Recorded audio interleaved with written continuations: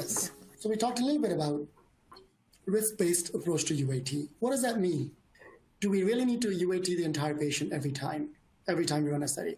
Do we really need to UAT all 400 edit checks? Do we really need to UAT configuration settings every time? So, because no matter what we do, we are double and triple testing everything from developers who are testing it during validation, and QA is looking at it, and then Vertex data management is looking at it. So there are multiple layers of checking happening. We have to really spend some time thinking about how can we change the UAT to be more of a risk-based approach rather than just blindly looking at every single thing that the vendor is doing. And so what we have said is spend time building standards, build your standard configuration settings, build your standard pages, test them, put them in the library, and for subsequent studies, you don't need to test those because you've tested them, because you are just copying them every single time. You focus spending testing on your primary endpoints, secondary endpoints, and key endpoints for the study. So I think one of the hurdles was, as Vikas was mentioning, not having to do a complete UAT. And I think one thing that Viva has allowed us to do is provide a diff report, which just simply is a report which is showing what has changed between one study and the next. So we can then apply a risk-based approach and not UAT 100%. If we can see that nothing has changed from that first study and the next study, and where we've UAT'd it 100% in the first, why would we need to do it again? Another opportunity is moving away from what most companies do, is a ping pong approach of UAT, where we do a UAT where the vendor does the UAT, sends us the database. Sponsor does the UAT, send them the comment. There's each of these ping pong things, at least is a 1 week or 2 week cycle where we have to go through. And there's a back and forth. Then vendor will make the updates to the UAT, sends it back to us.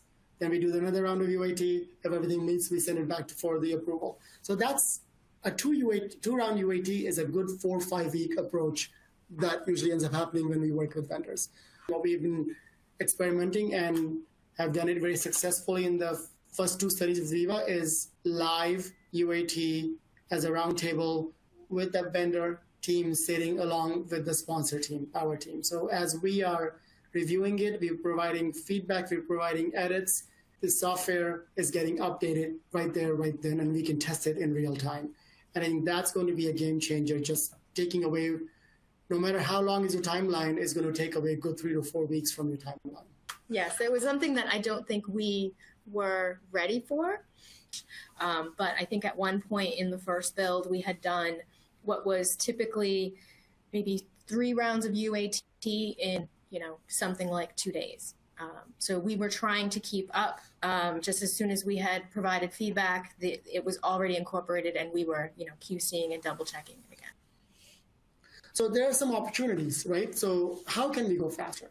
How can we reduce the timelines? Some of the things we have looked at are our edit checks in general, how we program them, how many checks we have per study, how often they fire, just looking at the metrics, how much time is spent to define an edit check and then program them and then UAT them. Do we really need to look at all of those? Do we need to run every single check with an EDC?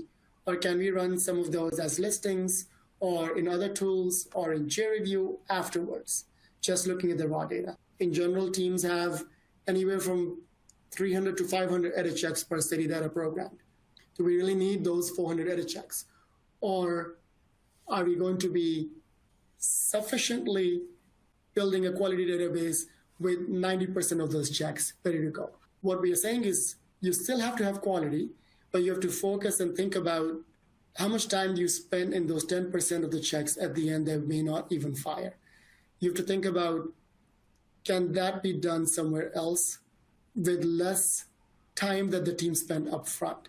Because initially when you're building this, you have cross-functional teams reviewing it, they're providing comments, they don't understand it, you have to spend time explaining to them what these checks are, and then within UAT, you're trying to write dummy data and figure out how these checks run. And what we've also seen is that there are change orders in almost every study that we do. There are amendments, inevitable. There are also other change orders that we see in the studies as the study goes on. So if the change orders are coming and the checks are complicated, if you must have them, can they be held off until the first change order? So you have to have thinking strategically rather than just focusing on saying, I need to have 100% of the checks when we go live at the beginning. I think the only thing I would add here is I think we, in pharma and even in CROs, we treat change orders as if they should be avoided. I think we need to think about change orders as an opportunity because we know there will be a change order. What can we go live with? How we can strategically use change orders to update and shorten timelines for the build and update as we go forward, where we can actually do the right approach and how do we use change orders appropriately.